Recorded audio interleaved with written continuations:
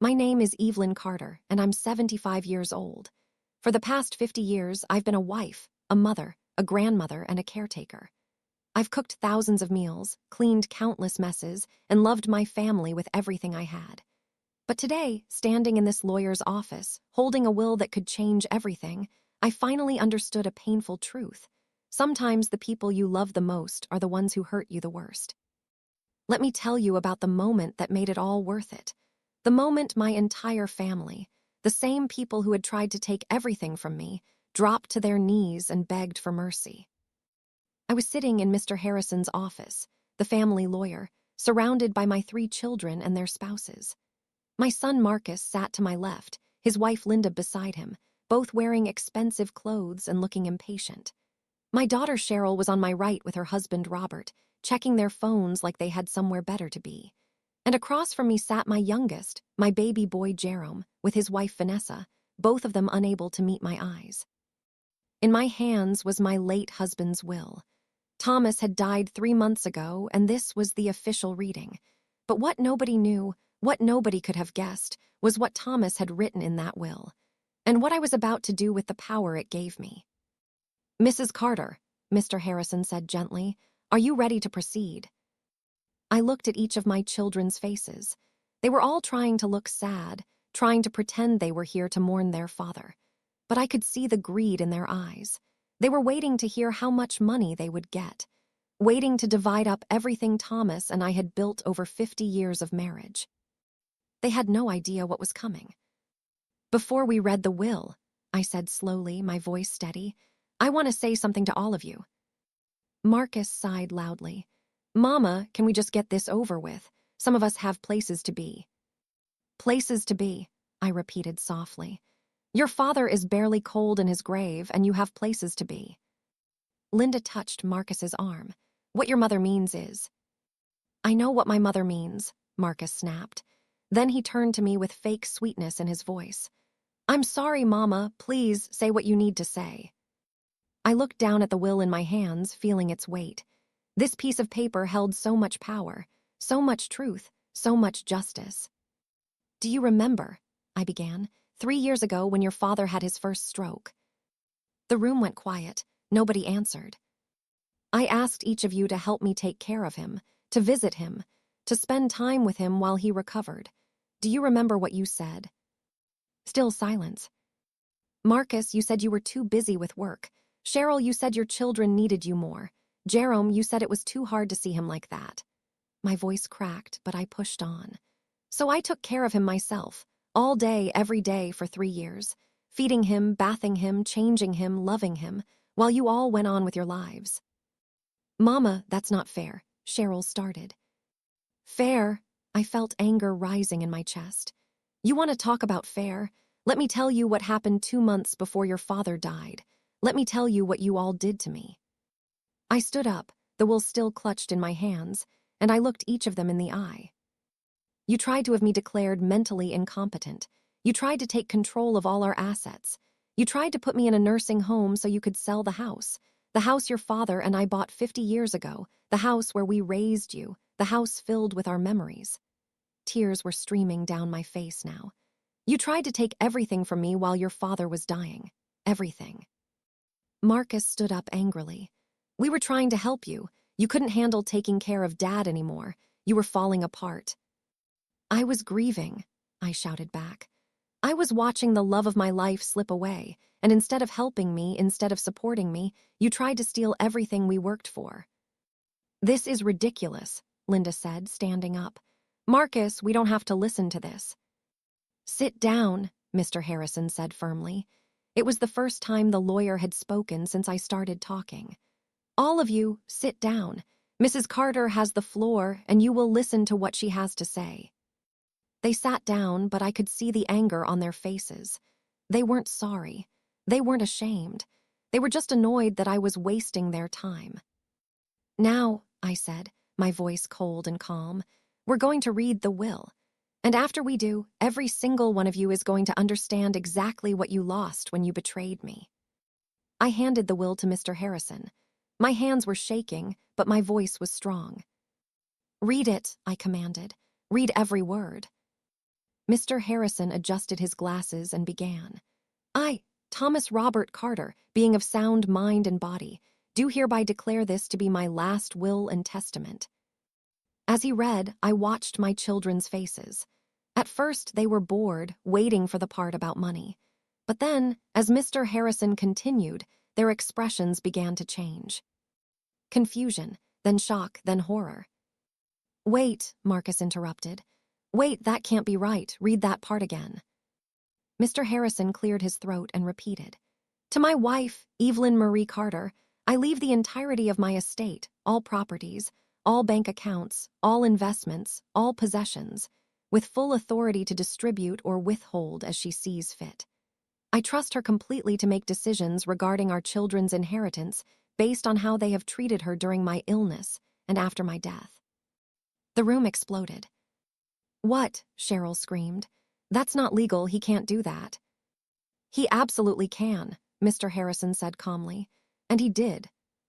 But we're his children, Jerome shouted. We have rights. Actually, you don't, the lawyer explained.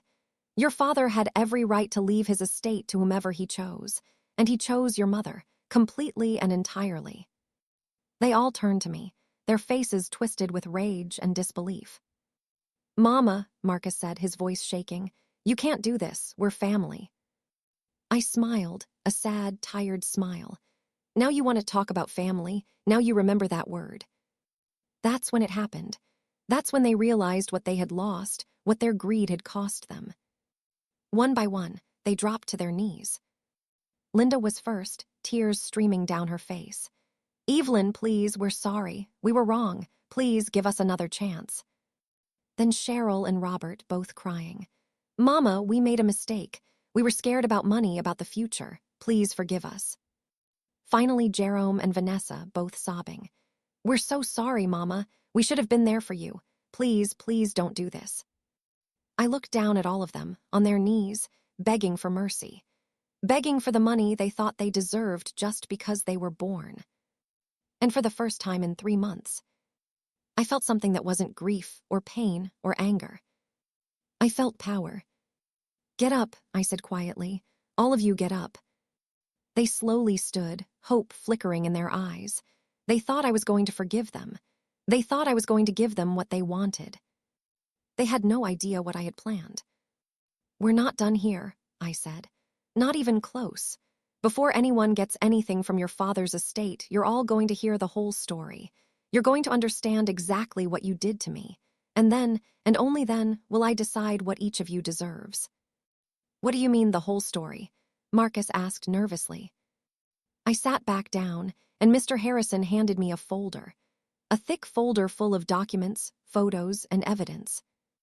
I mean, I said, opening the folder, that I'm going to tell you about every single thing you did over the past 3 years.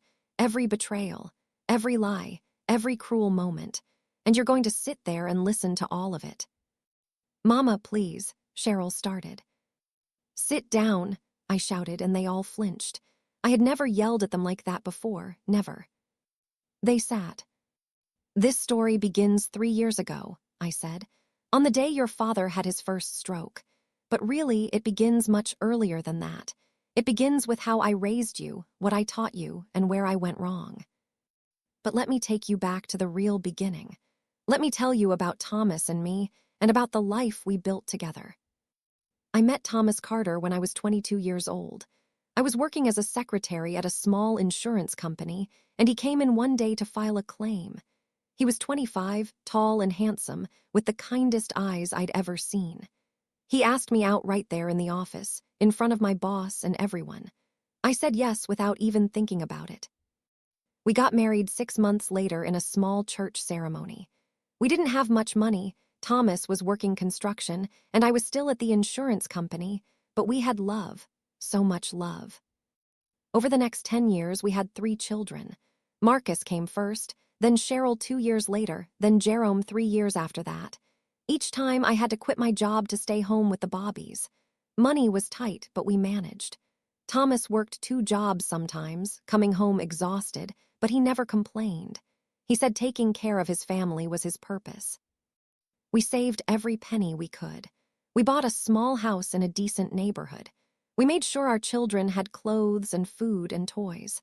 We sacrificed our own needs so they could have better lives than we did. When the kids were in school, I went back to work part-time as a nurse's aide. The money helped, and I loved taking care of people. Thomas eventually started his own construction business. It was hard work, but slowly, year by year, we built something real, something solid. We paid for Marcus to go to college. He became an accountant. We helped Cheryl with her wedding when she married Robert, a lawyer. We gave Jerome money to start his own business when he graduated. We were proud parents.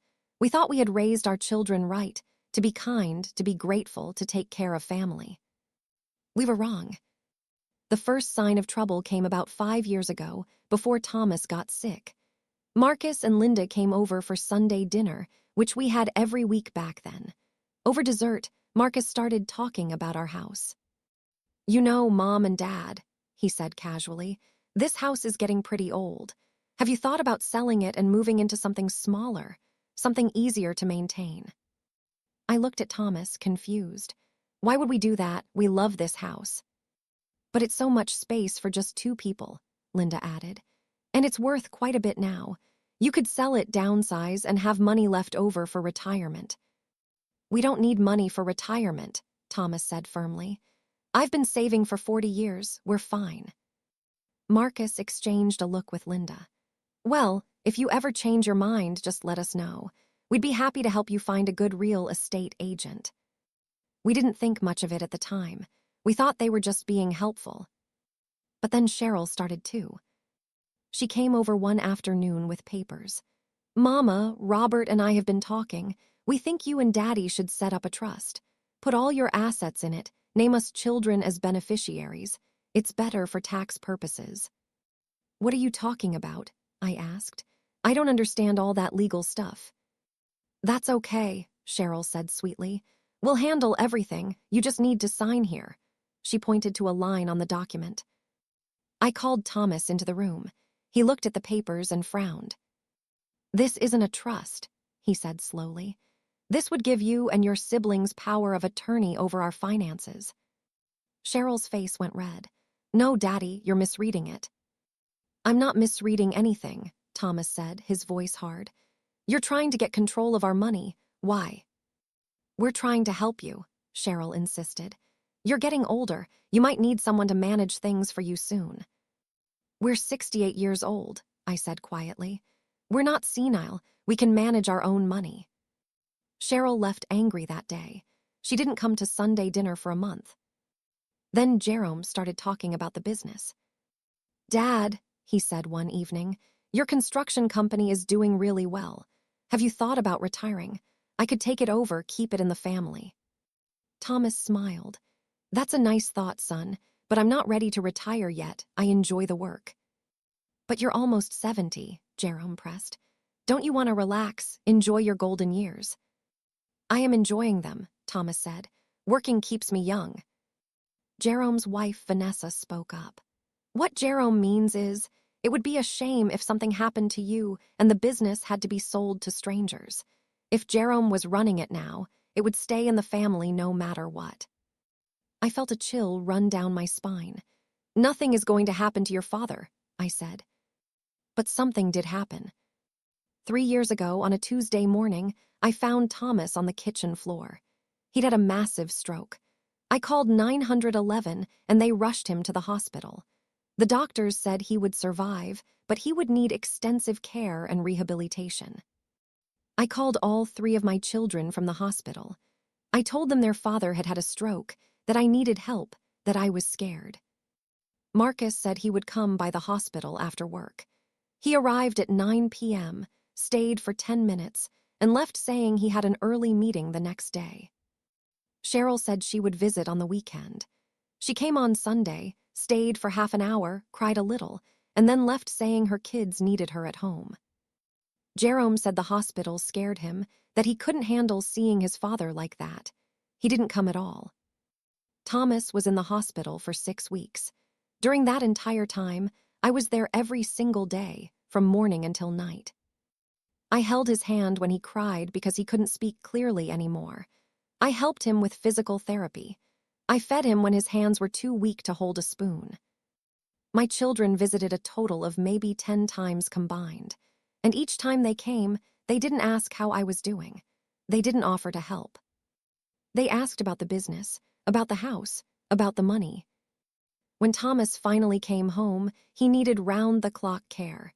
He couldn't walk without help. He couldn't bathe himself. He needed someone to cook his special diet, give him his medications, help him to the bathroom. I did all of it. Every single day, for 3 years, I took care of my husband. And my children. Marcus came over once a month, if that. He would sit with his father for an hour, making uncomfortable small talk, and then leave. Cheryl called sometimes, but rarely visited. When she did come, she would complain that the house smelled like medicine and illness. Jerome stopped coming altogether after the first year. He said it was too depressing. I was exhausted. I was heartbroken. I was drowning in caretaker duties and grief, watching the man I loved slowly fade away. But I never gave up. I never stopped loving Thomas. I never stopped taking care of him.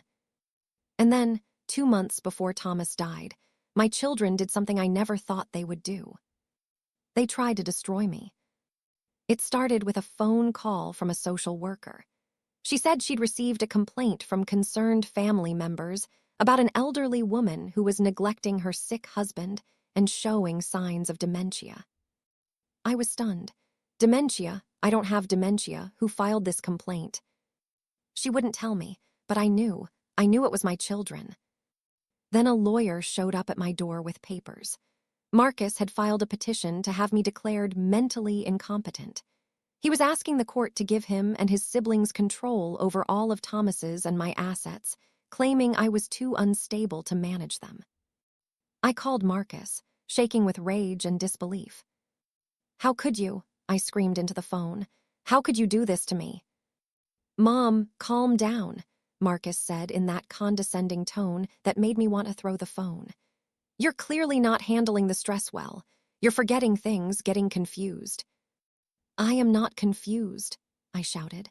"I remember everything perfectly, and what I remember is that you've been trying to get your hands on our money since your father got sick." "That's paranoid thinking, Mom. That's exactly why we're worried about you." I hung up on him. The next few weeks were a nightmare. I had to hire my own lawyer, using money from the account Marcus was trying to take control of. I had to get doctors' evaluations proving I was mentally competent. I had to fight my own children in court. And through all of it, Thomas was dying, getting weaker every day. He knew what was happening. Even though the stroke had affected his speech and his body, his mind was still sharp. He knew his children were betraying us. One night, about a month before he died, Thomas squeezed my hand. He could barely speak, but he managed to say one sentence clearly. "Change the will."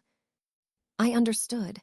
He wanted to make sure that after he was gone, I would be protected, that our children couldn't take everything we'd built. I called Mr. Harrison, our lawyer. He came to the house, and Thomas, using every ounce of strength he had, dictated a new will. He left everything to me, everything, with complete authority over what, if anything, our children would receive. "I trust you," Thomas whispered to me after he signed the document. "You'll know what to do." He died 3 weeks later. At his funeral, my children cried and hugged me and told me how sorry they were. But I saw through them now. I saw the greed in their eyes. I saw them calculating, wondering how much they would inherit. The court case about my mental competency was dropped after Thomas died, mostly because Mr. Harrison pointed out that if I was truly incompetent, I wouldn't have been able to care for Thomas so well for 3 years. But the damage was done. My children had shown me who they really were. And now, sitting in Mr. Harrison's office, I was going to show them exactly what their betrayal had cost them. "So that's how we got here," I said, finishing my story. "That's why you're all on your knees begging for mercy, because you tried to take everything from me and your father made sure you couldn't." My children were all crying now, real tears this time, not the fake ones from the funeral. "Mama, please," Marcus sobbed. "We're sorry, we were wrong. We were selfish and greedy and horrible, Please give us a chance to make it right. I looked at each of them for a long moment. Then I reached into the folder and pulled out another document. There's something else you don't know, I said quietly. Something about your father's estate that even Mr. Harrison didn't know until I told him this morning. They all looked up at me, terror and hope mixed in their faces. Your father, I continued, was a very wealthy man, much wealthier than any of you knew. I spread the document on the table. It was a bank statement. The number at the bottom had so many zeros that it took a moment for everyone to process what they were seeing. $3 million, I said softly. That's how much your father saved over 50 years of hard work. $3 million that he wanted to leave to his children and grandchildren. Marcus's mouth fell open. Cheryl gasped. Jerome actually whimpered. But here's the thing, I said, my voice cold now. Your father changed his mind. He left all of it to me, and now I have to decide. Do any of you deserve even 1 penny of this money? The room was completely silent. You could have heard a pin drop. So here's what's going to happen, I said, standing up and gathering my papers. I'm going to go home. I'm going to think about everything you've put me through. Every betrayal, every lie, every moment you chose money over your own mother. I walked toward the door, then turned back. And in 1 week, I'm going to call each of you and tell you my decision. Whether you get anything from your father's estate depends entirely on what you do in that week. How you treat me, what you say to me. Whether you can show me that somewhere, deep down, you still have a shred of the good people I thought I raised. Wait, Cheryl called out. What are we supposed to do? How can we prove ourselves? I smiled, a cold, hard smile. Figure it out, I said. You're all so smart, so successful. Surely you can figure out how to show your mother some genuine love and respect, if it's not too late. And with that, I walked out of the office, leaving my children sitting there in shock, realizing that for the first time in their lives, they had no power over me. I had all the power now. And what I was about to do with it would change everything. I drove home from Mr. Harrison's office with my hands gripping the steering wheel so tight my knuckles turned white. My heart was pounding, and I could barely see the road through my tears. But these weren't tears of sadness anymore. They were tears of rage, of relief, of power finally reclaimed. When I pulled into my driveway, I sat in the car for a long moment, staring at the house. The house Thomas and I had bought 50 years ago with our life savings. The house where we'd raised our children, celebrated birthdays and Christmases, built a life together. The house my children had tried to take from me. I walked inside and the silence hit me like a wave. Thomas had been gone for 3 months, but I still wasn't used to the emptiness. I still expected to hear him calling my name, to see him sitting in his favorite chair. I made myself a cup of tea and sat at the kitchen table, the same table where we'd eaten thousands of meals as a family. And I thought about what I was going to do. The truth was, I hadn't made up my mind yet about the money. Part of me wanted to give them nothing, to let them feel the pain of losing everything, the way they'd made me feel.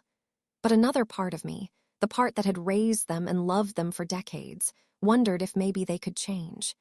If maybe this shock would wake them up and help them remember what family really meant. I had given them 1 week to prove themselves, 1 week to show me they were worthy of their father's legacy. I didn't have to wait long to see what they would do. The next morning, at 7 o'clock, my doorbell rang. I opened it to find Marcus standing there with a huge bouquet of flowers and a bag from my favorite bakery. "Good morning, Mama," he said with a nervous smile. "I brought you breakfast, your favorite blueberry muffins and that special orange juice you like." I stood in the doorway, not moving to let him in. "What do you want, Marcus?" "I want to spend time with you," he said. "I want to apologize properly. Please, can I come in?" I stepped aside, and he came into the kitchen. He set the flowers in a vase and laid out the breakfast like we were having a fancy brunch. "Mama," he said as we sat down, "I've been up all night thinking about what I did, about the court case about trying to take control of your finances. I was wrong, completely wrong." "Why did you do it?" I asked quietly. "Why did you try to have me declared incompetent?" Marcus looked down at his coffee. I was scared about money, about the future. Linda and I have been having financial problems. Her shopping, my bad investments, we're drowning in debt. When Dad got sick, I saw all that money just sitting there and I thought. You thought you could take it, I finished. Yes, he admitted, his voice breaking. I thought I could convince a judge that you weren't capable of managing it, that I could take control and use some of it to fix our problems. I told myself I was helping you, but I was really just helping myself. At least he was being honest. That was something. And what about your father? I asked. What about the fact that he was dying and I was taking care of him alone? Did you think about that? Marcus started crying. Real tears this time, I thought. Or maybe he was just a good actor. I should have been there, he sobbed. I should have helped you. Instead, I was so focused on money that I forgot Dad was a person, not just a bank account. I'm so ashamed, Mama, so ashamed. We sat there for a while, him crying, me watching. Part of me wanted to forgive him. He was my son, my firstborn. But the hurt was too deep, too fresh. Thank you for the flowers and breakfast, I said finally. But it's going to take more than this to earn my forgiveness. I know, Marcus said, wiping his eyes. I'll do whatever it takes. I'll prove to you that I've changed. After Marcus left, I sat alone with my thoughts. Was he genuine? Or was this just another manipulation? I didn't have long to wonder. At noon, Cheryl showed up. She came in carrying cleaning supplies and wearing old clothes. Mama, she said, I'm here to help you clean the house. I know how hard it's been for you to keep up with everything since Daddy died. Let me help. I was suspicious. Cheryl had never volunteered to clean anything in her life. But I let her stay.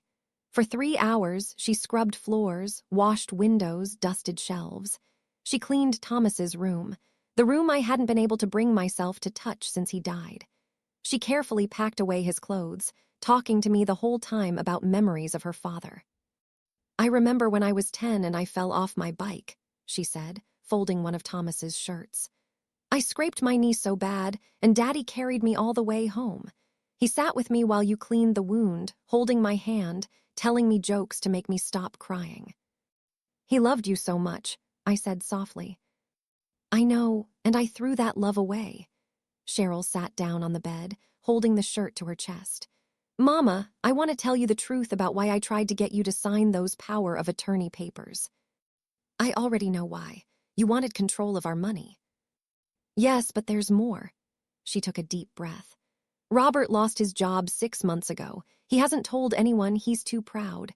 We're behind on our mortgage. The bank is threatening to foreclose on our house. I was desperate, and I thought if I could just get access to your accounts, I could borrow some money, pay it back later, and no one would ever know. You were going to steal from us, I said flatly. Yes, Cheryl whispered, and I hate myself for it. My children might lose their home because of my husband's pride and my desperation. But that doesn't excuse what I did to you. Nothing excuses that. She left that evening after finishing the cleaning. The house looked better than it had in months, but I still didn't know if I could trust her. Jerome came that night, just as I was getting ready for bed. He knocked softly on the door, and when I opened it, I barely recognized him. He looked like he hadn't slept in days. His eyes were red and swollen. Mama, he said, his voice hoarse, can we talk, please? We sat in the living room, and Jerome just broke down. He cried so hard he could barely breathe. I'm the worst of all of them, he sobbed. At least Marcus and Cheryl tried to hide their greed. At least they visited Dad sometimes. But me, I abandoned both of you completely. I couldn't handle seeing Dad sick, so I just disappeared. What kind of son does that? A scared one, I said quietly. Being scared isn't an excuse, Jerome shouted, angry at himself. Dad needed me, and I wasn't there. You needed me, and I wasn't there. And then I had the nerve to start a business using money you and Dad lent me, promising I'd pay it back, and I never did. I'm a thief and a coward. Jerome. No, let me finish. I need to say this. He wiped his eyes and looked at me. Vanessa wanted me to come here and sweet-talk you. She wrote out a whole speech for me about how we've learned our lesson and we promise to be better. But I can't do that. I can't lie to you anymore." He pulled out an envelope and handed it to me. "This is a check for $50,000. It's not all the money you and Dad lent me, but it's what I have right now. I sold my car, took a loan against my business, and emptied our savings account. Vanessa is furious with me, but I don't care. This money belongs to you." I looked at the check, stunned. $50,000. Jerome and Vanessa weren't rich. This money probably meant they'd be struggling for months. "I don't expect this to change your mind about my inheritance," Jerome continued. "I don't deserve anything from Dad's estate, but I needed you to know that I'm sorry, really, truly sorry, and I'm going to spend the rest of my life trying to be the son you and Dad deserved." After Jerome left, I sat holding that check for a long time. Of all my children, Jerome seemed the most genuine. He was taking real action, making real sacrifices, admitting his faults without making excuses. But was it enough? The rest of the week continued like that. Every day, one or more of my children would show up. Marcus came every morning with breakfast. He started doing yard work, fixing things around the house that had broken while I was taking care of Thomas. He brought Linda with him one day, and she apologized too, admitting that she had pushed Marcus to go after the money because of her expensive shopping habits. "I have a problem," Linda confessed. "A shopping addiction. I've spent us into debt, and instead of getting help, I pressured Marcus to find a way to get more money. I'm the reason he did what he did." Cheryl came several times, always bringing food she'd cooked, always helping around the house. She brought her children, my grandchildren, who I hadn't seen in months. They hugged me and told me they missed me, and I wondered if Cheryl had coached them to say that or if they meant it. Jerome came every evening after work. He didn't bring gifts or try to impress me. He just sat with me, talking about his father, sharing memories, sometimes just sitting in silence. And every few days, he'd bring another check, smaller amounts as he scraped together money to pay back what he owed. On the surface, it looked like my children were changing, like they were becoming the people I'd always hoped they would be. But I wasn't sure if I believed it. On Thursday afternoon, 4 days into the week, something happened that changed everything. I was at the grocery store when I ran into someone I hadn't seen in months, my old friend Martha, who used to come to our Sunday dinners before Thomas got sick. "Evelyn," she called out, hurrying over to hug me. "I've been so worried about you. How are you holding up?" "I'm managing," I said, "taking things one day at a time." "I heard about Thomas passing. I'm so sorry I couldn't make it to the funeral. I was out of town visiting my sister, but I sent flowers." "I know, thank you. They were beautiful." We chatted for a few minutes, and then Martha said something that made my blood run cold. "By the way, I saw Marcus at the bank yesterday. He was talking to a loan officer about getting a large personal loan. I hope everything's okay with him financially." I felt my stomach drop. "A loan, are you sure?" Yes, I was in line behind him. I couldn't help but overhear. The officer asked him what the loan was for, and Marcus said he needed it to cover some urgent expenses, but that he'd be able to pay it back soon because he was expecting a large inheritance. I thanked Martha and left the store in a daze. Marcus was taking out loans based on money he thought he was going to inherit, after everything he'd said about being sorry and changing. I drove straight to Cheryl's house. I needed to know if she was being honest with me, too. When I knocked on the door, Cheryl answered, looking surprised. "Mama, I wasn't expecting you. Come in." But I didn't go in. Through the window, I could see into their living room, and what I saw made me sick. There were shopping bags everywhere. Expensive shopping bags from high-end stores. New furniture was being delivered by a truck in the driveway. "Cheryl," I said slowly, "I thought you said you were behind on your mortgage, that you were about to lose your house."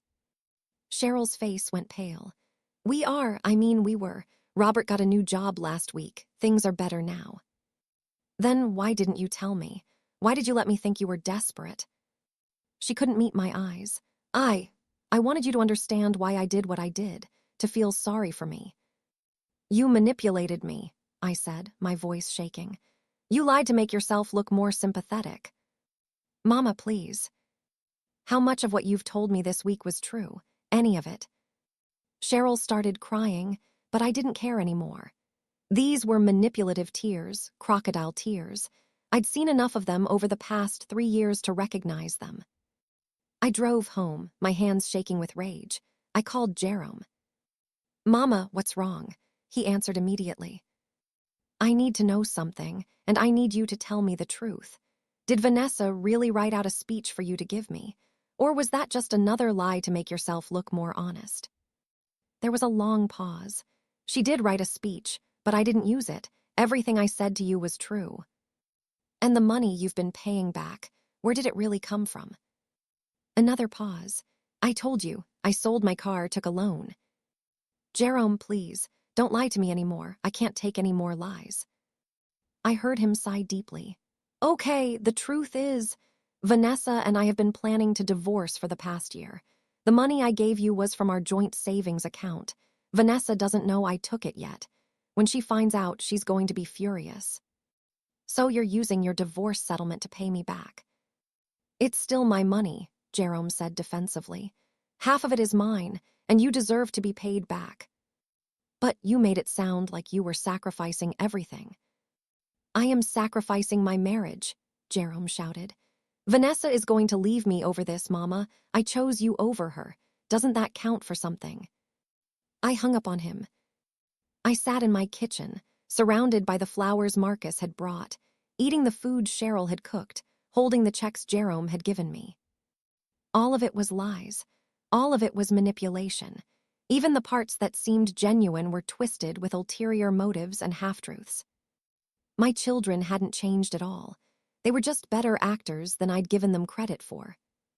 But I wasn't done with them yet, not by a long shot. The next day, I called Mr. Harrison.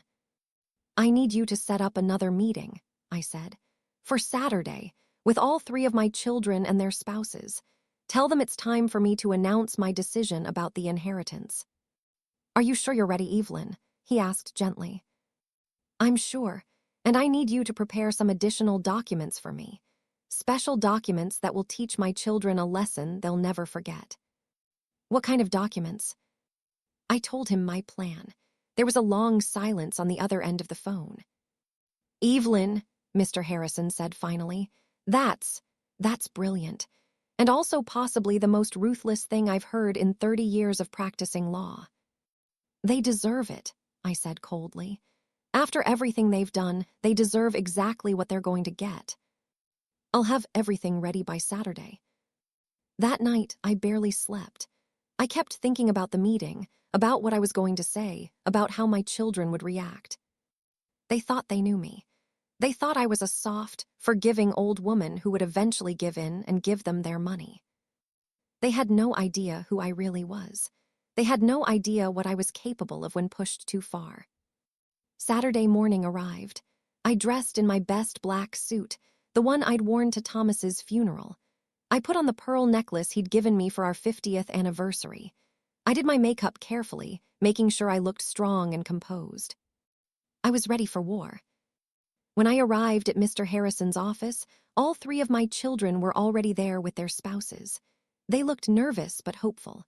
Marcus had brought more flowers. Cheryl had a card that all the grandchildren had signed. Jerome was fidgeting with his hands, looking like he might throw up. "Hello, everyone," I said calmly as I took my seat. "Thank you all for coming." "Mama," Marcus started, "before you say anything, I just want you to know." "No," I interrupted. "No more talking from any of you. You've all said plenty this week. Now it's my turn." Mr. Harrison cleared his throat. "Mrs. Carter has asked me to read a statement she's prepared.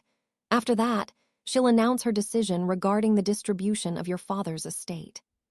He handed me a document, and I began to read. "To my children, this week, you all came to me with apologies and promises. You brought gifts, you did chores, you cried and begged for forgiveness. Some of you even gave me money, trying to pay back debts you've owed for years." I looked up at their faces. They were all leaning forward, hanging on every word.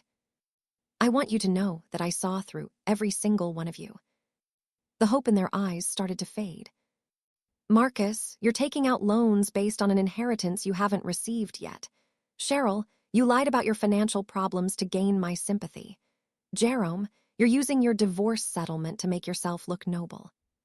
Their faces went from hopeful to horrified. You thought you could manipulate me. You thought that 1 week of fake kindness would make me forget 3 years of betrayal and abandonment. You were wrong. Cheryl started crying. Mama, please. I'm not finished, I said sharply. Mr. Harrison, please distribute the envelopes. The lawyer handed each of my children a large manila envelope. Open them, I commanded. With shaking hands, they opened the envelopes and pulled out the documents inside. As they read, their faces went white with shock. What you're holding, I explained, are the new terms of your inheritance. Let me explain what they mean. But before I could continue, the door to the office burst open. Standing in the doorway was a woman I'd never seen before. Young, maybe 35, with fierce eyes and an expression of absolute rage. Don't do it, Evelyn, she said. Don't give them anything, not until you know the whole truth about what they did. Everyone in the room turned to stare at her. Who are you? I asked. The woman walked into the room and placed a folder on the table in front of me. My name is Diana Foster. I'm a private investigator. And 3 months ago, your children hired me to dig up dirt on you, anything they could use to prove you were mentally incompetent. But what I found instead was dirt on them, and I think you need to see it before you make any decisions about that will. The room erupted in shouting. My children were on their feet, yelling at Diana, at each other, at me. But I just sat there, staring at the folder, my heart pounding. What could possibly be in there that I didn't already know? What had my children done that was even worse than what I'd already discovered? I opened the folder with trembling hands, and what I saw inside changed everything. The folder felt heavy in my hands, heavier than paper should feel. Inside were photographs, bank statements, emails, and documents that I couldn't quite process at first. My eyes scanned the pages, trying to make sense of what I was seeing. Then, slowly, the truth began to sink in. And it was so much worse than I ever imagined. Mama, don't look at that. Marcus lunged forward, trying to grab the folder, but Mr. Harrison stepped between us. Sit down, Mr. Carter, the lawyer said firmly. Let your mother see what's in there. Diana Foster stood with her arms crossed, watching my children with disgust on her face. Go ahead, Mrs. Carter. Read it all. They deserve to have their dirty secrets exposed. The first document was a bank statement, but not from any account I recognized. It was an account in the Cayman Islands, opened 2 years ago in Marcus's name. What is this? I whispered, looking up at Marcus. He wouldn't meet my eyes. His face had gone completely white. Diana answered for him. That's an offshore account your son opened using money he stole from your husband's business. Over the past 2 years, while you were taking care of Thomas, Marcus was siphoning money from the construction company. Small amounts at first, 500 here, 1,000 there. But then he got bolder. By the time your husband died, Marcus had stolen over $400,000. The room started spinning. I gripped the edge of the table to steady myself. $400,000. I could barely get the words out. Marcus, you stole from your own father while he was dying. I was going to pay it back, Marcus shouted, his voice desperate. I had investments that were supposed to pay off, but they didn't, and I needed more time. You're a thief, I said, my voice cold. A common thief who stole from his sick father. There's more, Diana said quietly, sliding another document toward me. This one was a series of emails, between Cheryl and a lawyer, not Mr. Harrison, but someone else. Someone who specialized in elder law and estate planning. I read the emails, my hands shaking so badly I could barely hold the paper. In the emails, Cheryl was asking about nursing homes, specifically about facilities that were difficult to get out of once someone was committed. She was asking about how to get power of attorney over someone who was resisting. She was asking about how to liquidate assets quickly once control was obtained. The dates on the emails were from a year ago, while Thomas was still alive. while I was caring for him 24 hours a day. You were planning to put me in a home, I said, looking at Cheryl. Not because you thought I needed care, but because you wanted me out of the way so you could take everything. Cheryl was crying, mascara running down her face. Mama, you don't understand. I understand perfectly. I turned to Diana. What else? What else did they do? Diana hesitated. Mrs. Carter, the next part is, it's very difficult. Are you sure you want to know? Tell me everything. She pulled out another document. This one was a medical record from the hospital where Thomas had been treated. 3 weeks before your husband died, someone called the hospital pretending to be you. They asked the doctors to reduce Thomas's pain medication, claiming that he was becoming too dependent on it and that you wanted him more alert. I felt like I'd been punched in the stomach. What? I never said that. Thomas was in pain, terrible pain. Who would do such a thing? Diana looked at Jerome, who had gone completely silent, staring at the floor. It was Jerome, Diana said. The hospital has a recording of the call. Voice analysis confirms it was him. I stood up, my chair falling backward with a crash. I walked over to Jerome, who still wouldn't look at me. You made them reduce your father's pain medication. My voice was shaking with rage. You made him suffer more in his last weeks of life. Why? Why? Jerome finally looked up, tears streaming down his face. Because I thought if he was more alert, he might change his will back. Give us something. I didn't think about how much pain he'd be in. I only thought about the money. I'm so sorry, Mama. I'm so sorry. I slapped him. I'd never hit any of my children in their entire lives. But in that moment, I couldn't control myself. The sound of my hand connecting with his face echoed through the office. You tortured your father for money, I said, my voice deadly quiet. You made his last days on earth more painful because you couldn't wait for him to die so you could get your inheritance. Jerome put his hand to his face where I'd hit him, but he didn't say anything. What could he possibly say? I turned to Diana. Is there more? Yes, she said softly. One more thing, and this is the worst of all. She handed me a final document. It was a life insurance policy. On Thomas, a policy I'd never seen before. What is this? 6 months before Thomas died, someone took out a $3 million life insurance policy on him. The beneficiary is listed as you, Evelyn Carter. But look at the signature. I looked. The signature was supposed to be mine, but it was slightly off. Close, but not quite right. That's not my signature, I said. No, it's not. It's a forgery. Your children took out this policy, forged your signature, and planned to have you declared incompetent after Thomas died, so they could claim the insurance money on your behalf, which really meant for themselves. I sat down heavily, the document falling from my hands. They were betting on their father's death, taking out insurance policies, planning to commit me, stealing from his business, all while I was taking care of him, all while he was dying. The room was completely silent, except for the sound of Cheryl's sobbing. Mrs. Carter, Diana said gently, there's something else you should know. I told you that your children hired me to investigate you, but after I discovered what they were really up to, I couldn't stay silent. That's why I'm here today, to make sure you know the truth before you make any decisions about their inheritance. Why did you wait until now? I asked. Why didn't you tell me all this before? Because I needed to see if they would tell you themselves, if they would come clean about what they'd done.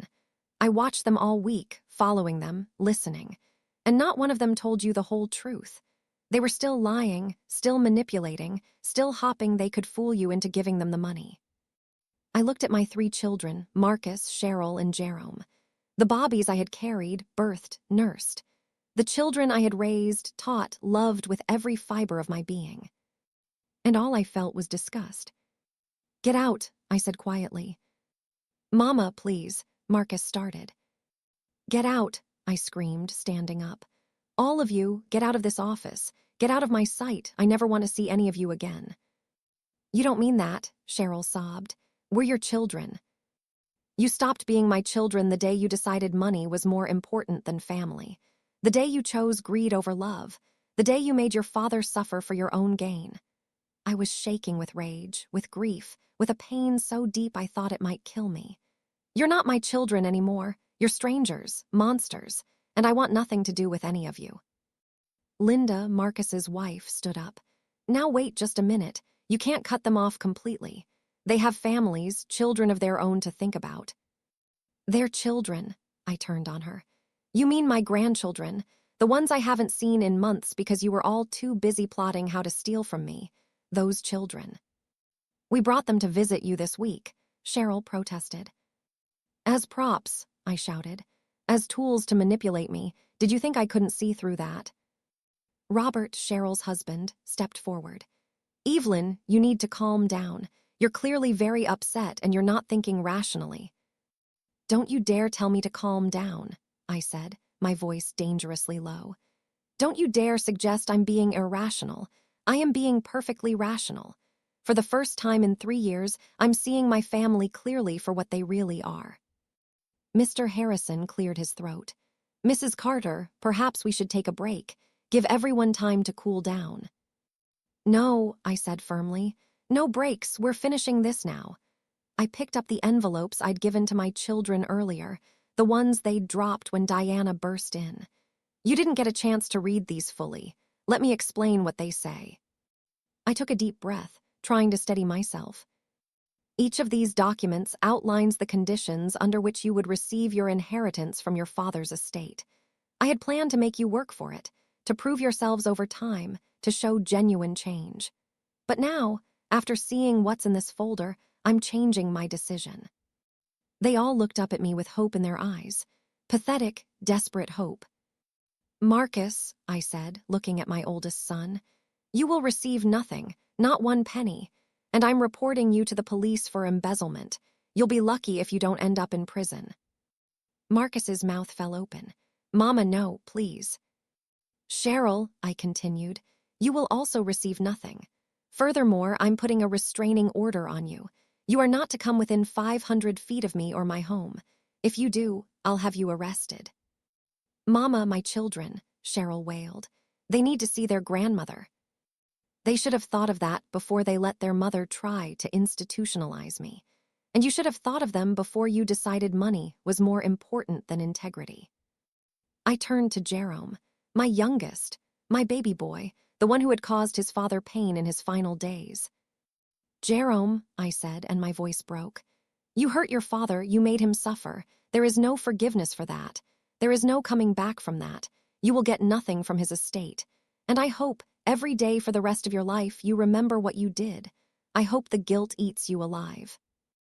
Jerome just sat there, tears streaming down his face, not even trying to defend himself. As for the rest of your father's estate, I continued, I'm creating a foundation in Thomas Carter's name. It will provide financial assistance to caregivers who are taking care of sick family members. People who actually love their families enough to sacrifice for them. People who are nothing like you. You can't do this, Linda shrieked. That's our money, we have rights. You have no rights, Mr. Harrison said firmly. Mr. Carter left everything to his wife with complete discretion over distribution. She can do whatever she wants with it, including giving it all away. I'll fight this in court, Marcus said, standing up. I'll sue for... For what? I interrupted. You'll sue me for not giving you the money you tried to steal? Good luck with that, especially after I press charges for embezzlement and insurance fraud. The reality of what was happening finally seemed to hit them. One by one, they realized they had lost everything. Cheryl collapsed into her chair, sobbing uncontrollably. Marcus was packing back and forth, his hands in his hair, looking like he might have a breakdown. Jerome just sat there like a statue, broken and empty. Their spouses were arguing with each other, blaming each other, their masks of civility completely gone. I told you this would happen, Vanessa screamed at Jerome. I told you not to mess with the pain medication, but you didn't listen. At least I didn't forge a signature on an insurance policy, Jerome shot back. That was all Marcus. Don't you dare bring me into this, Marcus shouted. You're the one who... Enough, I screamed, and they all fell silent. I don't care who did what anymore. I don't care about your excuses or your blame shifting. You're all guilty. You all participated in destroying this family, and now you all get to live with the consequences." I walked to the door, then turned back one last time. "Your father loved you," I said quietly. "Despite everything, despite your greed and your selfishness, he loved you until the day he died. And you know what his last words to me were?" They all looked at me, waiting. "He said, 'Protect yourself, not take care of the children, not make sure they're okay.' He said, 'Protect yourself,' because he knew what you were capable of, and he wanted to make sure you couldn't hurt me anymore." I opened the door to leave, but Marcus ran toward me, grabbing my arm. "Mama, please, we can fix this. Just give us one more chance." I looked down at his hand on my arm, then up at his face. "Let go of me." "Not until you listen." "Let go of your mother," a voice said from the hallway. We all turned to see who had spoken. Standing in the doorway was a police officer, and behind him were 3 more officers. "Mrs. Carter," the lead officer said, "we got your call. Are you ready to press charges?" I looked at my children one last time. At their shocked faces, their tear-stained cheeks, their desperate expressions. "Yes," I said firmly. "I'm ready, arrest them." "What?" Marcus's hand dropped from my arm. "Mama, no, you can't." "Officers," I said, "I'm pressing charges against Marcus Carter for embezzlement and fraud, against Cheryl Carter-Williams for attempted fraud and conspiracy, and against Jerome Carter for insurance fraud and elder abuse." The officers moved forward, pulling out handcuffs. "You have the right to remain silent," one officer began. The office erupted in chaos. The spouses were screaming, my children were crying and protesting. Mr. Harrison was trying to maintain order. But I just walked out into the hallway, Diana Foster following behind me. "Are you okay?" Diana asked gently. "No," I said honestly. "I don't think I'll ever be okay again. They were my children.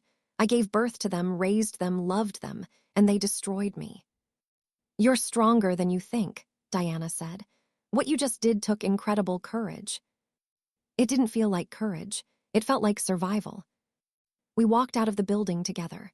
Behind us, I could hear my children being led out in handcuffs, still protesting their innocence, still trying to manipulate their way out of the consequences of their actions.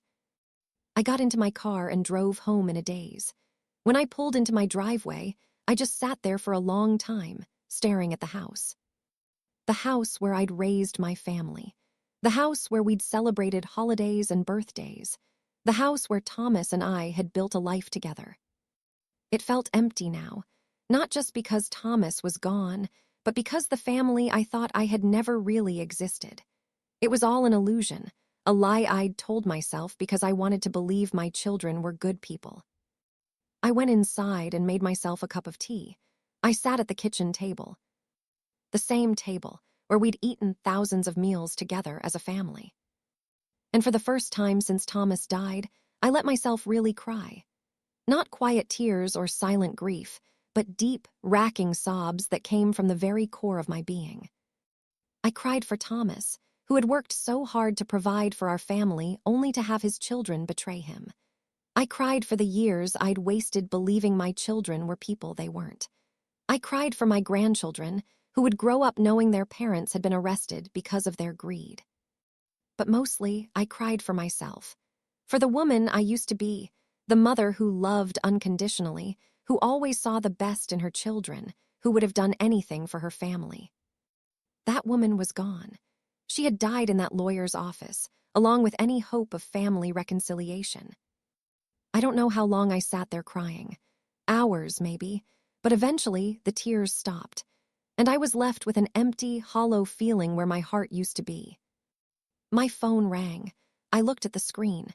It was a number I didn't recognize. "Hello," I answered, my voice hoarse. "Mrs. Carter, this is Detective Sarah Rodriguez. I'm calling about the charges you pressed against your children." "Yes." "I wanted to let you know that all 3 of them have been formally charged and are being held pending bail hearings. But there's something else I need to tell you. Something we discovered during our investigation." My stomach dropped. What now? What else could there possibly be? "Mrs. Carter," the detective said carefully. "We found evidence that suggests. We believe your husband's death might not have been from natural causes." The room started spinning.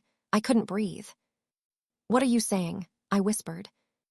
"We're saying that based on what we found in Diana Foster's investigation and our own follow-up, we have reason to believe that Thomas Carter might have been. That someone might have deliberately hastened his death." I dropped the phone. No. This couldn't be happening. This couldn't be real. I picked the phone back up with shaking hands. "Are you saying someone killed my husband?" "We're not certain yet, but we're opening a full investigation. And Mrs. Carter, I need to ask you, during your husband's final weeks, did any of your children have access to his medications? Did any of them give him his pills when you weren't around?" I thought back to those last terrible weeks. Thomas had been in so much pain, fatting in and out of consciousness. And yes, sometimes when I was exhausted or had to run to the store, I had let one of the children sit with him. I had trusted them to take care of their father. Oh God, what had they done? "Mrs. Carter, are you still there?" "Yes," I managed to say. "Yes, I'm here. And yes, they had access to his medications. All three of them did at different times." "We're going to need to exhume your husband's body," Detective Rodriguez said gently, "to do a full toxicology screen. Is that okay with you?" Exhume Thomas, dig up his body. The thought made me sick, but I needed to know the truth. "Do it," I said. "Do whatever you need to do. I want to know what happened to my husband." After I hung up, I sat in my kitchen in complete shock.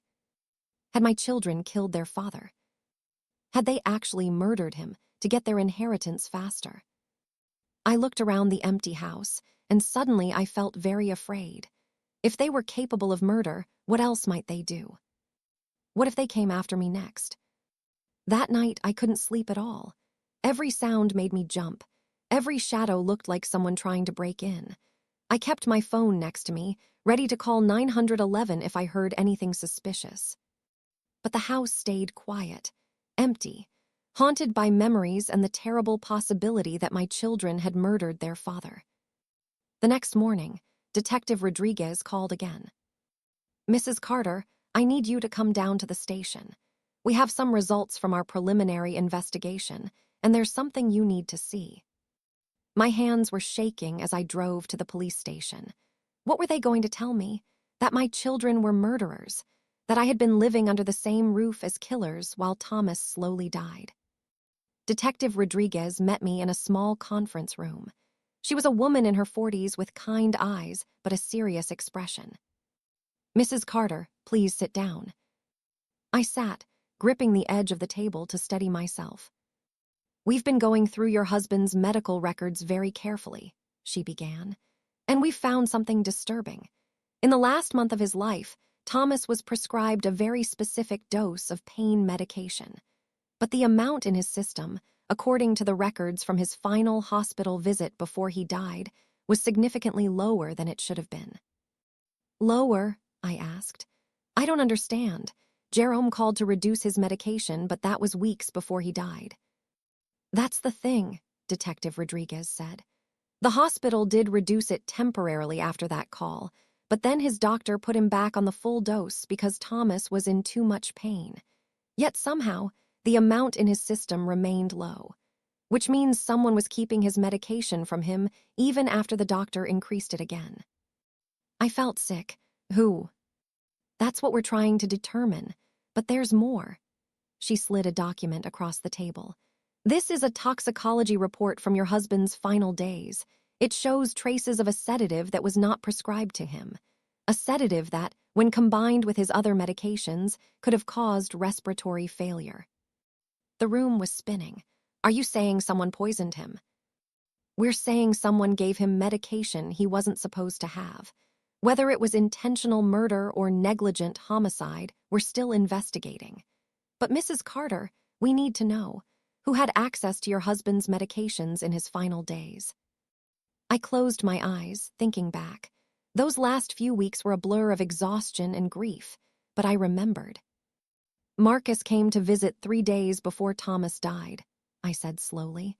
"I was so tired, and Marcus offered to sit with his father while I took a nap. He said he'd make sure Thomas got his evening medications. And did you see him give Thomas the medications? No. When I woke up, Marcus said Thomas had already taken them and was sleeping. I didn't think to check. Detective Rodriguez wrote something down. Anyone else? Cheryl was there the day before Thomas died. She brought soup and said she'd feed him lunch so I could rest. And Jerome? I paused, my heart breaking all over again. Jerome came the morning Thomas died. I had gone out to get groceries. When I came back, Thomas was unconscious. He died 2 hours later.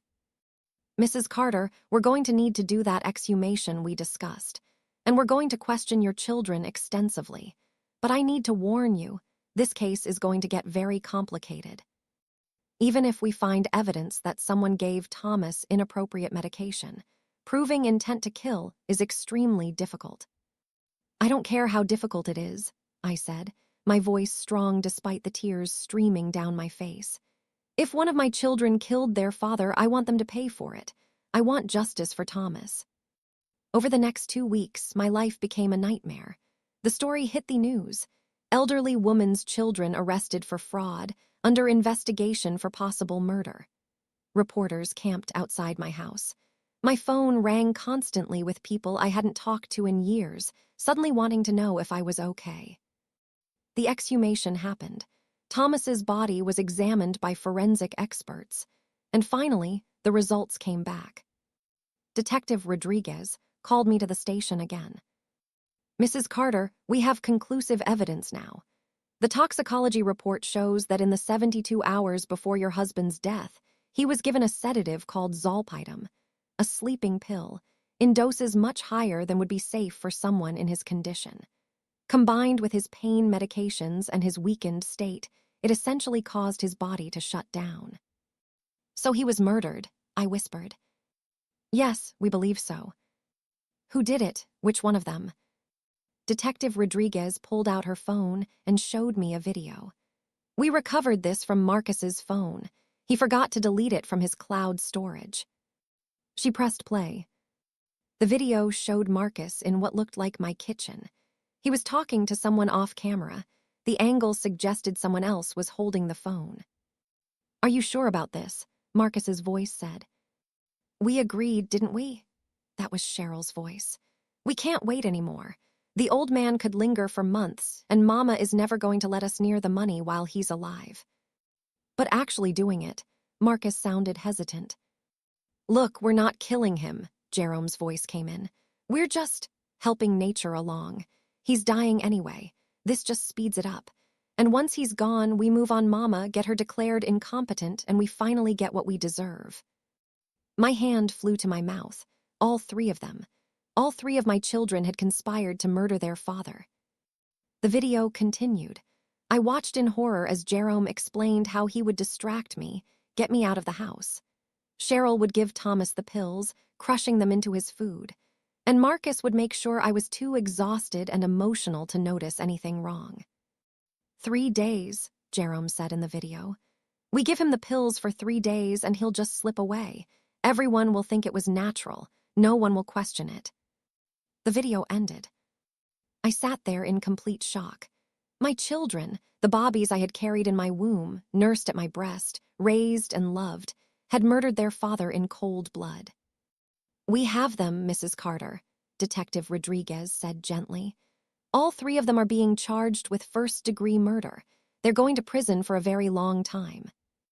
I should have felt satisfaction, justice, victory, but all I felt was an overwhelming sadness. My family was gone, not just Thomas, but my children too. They were going to spend decades in prison. My grandchildren would grow up knowing their parents were murderers. Thank you, I managed to say. Thank you for finding the truth. The trial happened 6 months later. It was a media circus, cameras everywhere, reporters shouting questions, spectators lining up to get seats in the courtroom. I sat in the front row every single day, wearing black, my face expressionless. I watched as the prosecution laid out the evidence.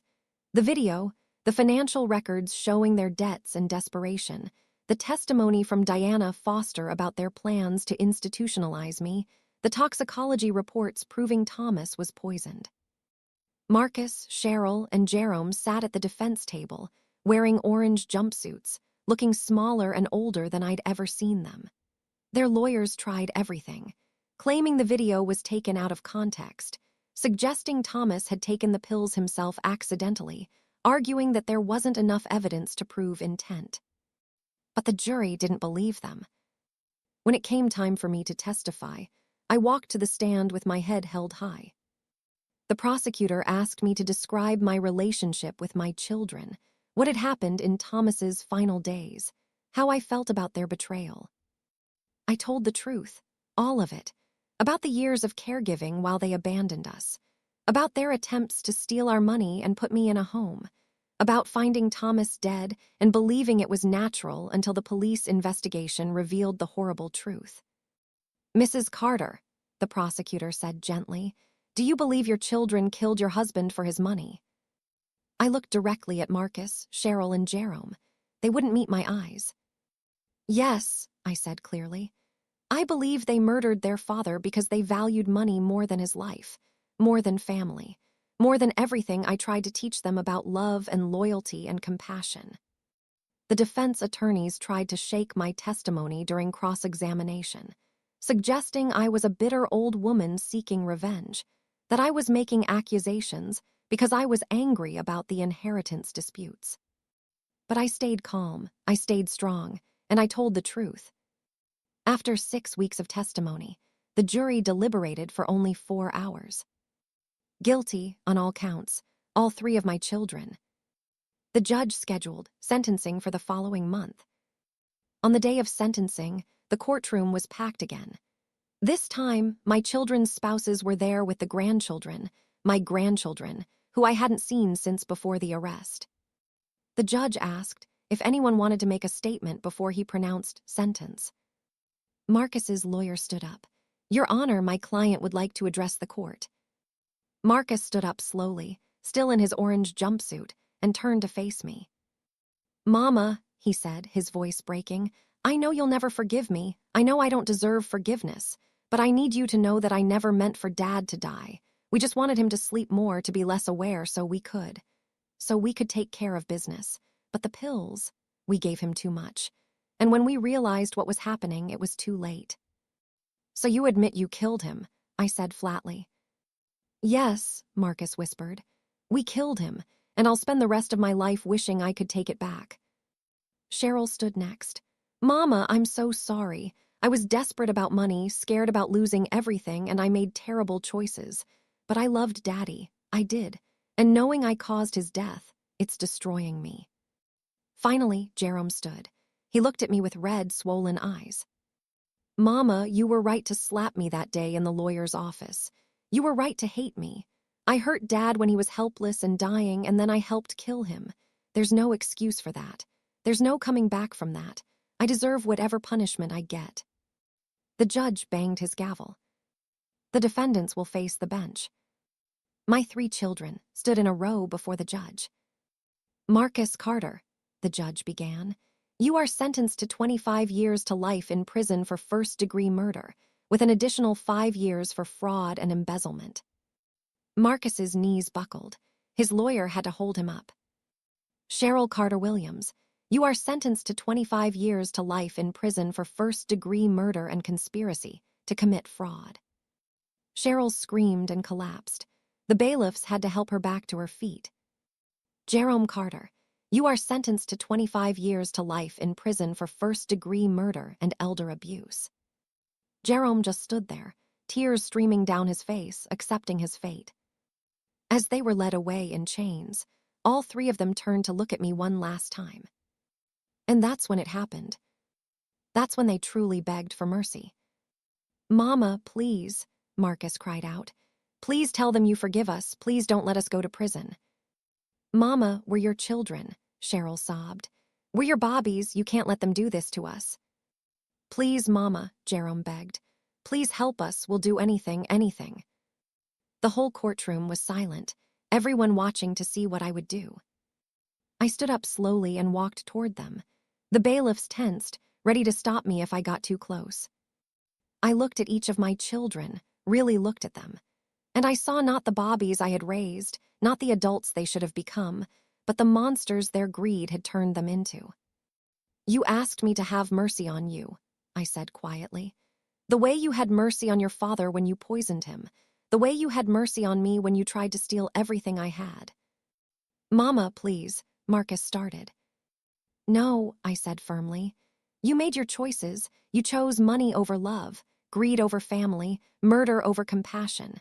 Now you get to live with those choices for the rest of your lives." I turned my back on them and walked out of the courtroom. Behind me, I heard them screaming, crying, begging, but I didn't look back. I walked out into the sunlight and took a deep breath. It was over. 1 year later, I stood in front of a building with a bronze plaque beside the door. The plaque read, "The Thomas Carter Foundation for Family Caregivers." The foundation had been my focus for the past year. Using Thomas's estate, the $3 million plus the life insurance money that my children had tried to steal, I had created an organization to help people like me. People who were taking care of sick family members. People who were exhausted, overwhelmed, and alone. The foundation provided financial assistance for medical bills, respite care so caregivers could rest, and support groups where people could share their struggles. In just 1 year, we had helped over 200 families. Diana Foster, the private investigator who had exposed my children's crimes, had become a close friend. She now worked as the foundation's director of operations. "Ready for the ribbon-cutting ceremony?" she asked, coming to stand beside me. "Ready," I said with a smile. A crowd had gathered, caregivers we'd helped, local politicians, news reporters, and community members. But the people I was happiest to see were in the front row. My grandchildren. After the trial, I had reached out to Marcus's children, Cheryl's children, and Jerome's children. They were innocent in all of this, victims of their parents' crimes just like I was. I told them that I loved them, that none of this was their fault, and that I wanted to be part of their lives if they wanted me in theirs. They did. Now, a year later, I saw them every week. We had Sunday dinners at my house, the house I had fought so hard to keep. We baked cookies together, played games, talked about school and friends and life. I was teaching them what their parents had forgotten. That family isn't about money or inheritance. It's about love, loyalty, and showing up for each other when times are hard. As I cut the ribbon and officially opened the foundation, I thought about Thomas, about the life we had built together, the love we had shared, and the legacy he had left behind. My children had tried to destroy that legacy. They had tried to take everything we'd worked for and use it for their own greed. But they had failed. Because Thomas's true legacy wasn't money or property. It was the values he had lived by: compassion, hard work, dedication to family. And those values lived on in this foundation, in the people we helped, in the grandchildren I was raising to be better than their parents. That evening, I went home to my quiet house. I made myself dinner and sat at the kitchen table, the same table where so many family meals had been shared. I thought about everything that had happened: the betrayal, the pain, the shocking discoveries, the trial, the sentencing, watching my own children be led away in chains. Some people might think I was cruel for not showing them mercy, for not using my influence to reduce their sentences or speak on their behalf. But mercy without accountability isn't mercy at all. It's enabling, and my children needed to face the consequences of what they had done. Maybe someday, years from now, they would truly understand what they had lost. Maybe they would become better people in prison. Maybe they would find genuine remorse. Or maybe they wouldn't. Either way, it was no longer my responsibility to save them from themselves. My responsibility now was to honor Thomas's memory by helping others and by being the grandmother my grandchildren needed. As I washed my dinner dishes, I looked at the photograph of Thomas on the kitchen counter. It was my favorite picture of him, smiling in the backyard garden, dirt on his hands, looking happy and at peace. "I did it," I whispered to his picture. "I protected myself, just like you told me to, And I made sure your legacy would help people instead of feeding our children's greed.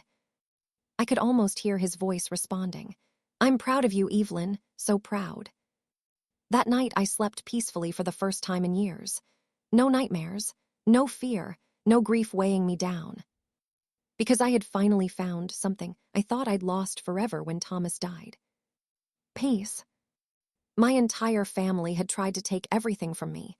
My home, my money, my dignity, even my husband's life. But in the end, they were the ones who lost everything. They had begged for mercy when I read the will. They had begged again when they were sentenced.